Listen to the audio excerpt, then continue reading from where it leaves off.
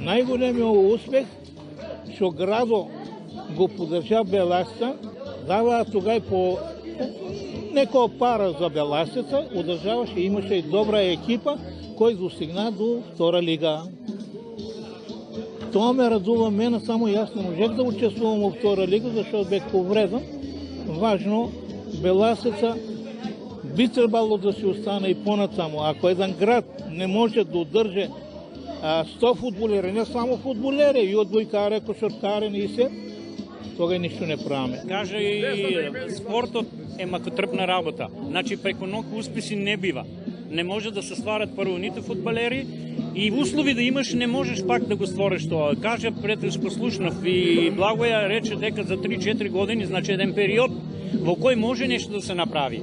И ако е тешко, ние да ја врнеме за 3 години Беласица, ни преследе, значи една година сме сега во трета лига, па втора лига, тек трета година, значи еден период сложен кој бара време и стварање на играчи и услови стварање. Ја мислам, тие години што ги поминеме така бедно со Беласица, това е штета за Беласица. Али, пак ќе кажем, луѓето прават, луѓето расипуваат.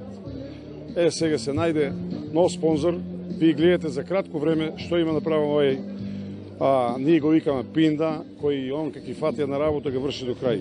Гледате какви стадионо реновиран 100%, трибиници изчистени, после толку години беа изчистени, рефлекторите сега се прават, сега се регистрира, ќе има меѓународни утакмици тука и тоа е се заклучи од новиот спонзор на Беласица.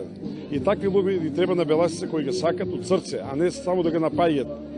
Еве сега баш не ме радува ветерани, најмалку 30 деца не дојдо ветерани тука да дојде да го поздрават 93 години, га славаме Беласица, а ние нема ги овие луѓе тука. Нека и на душа, они знаат кои се тие што се, намерно доваѓаат што се љубоморни.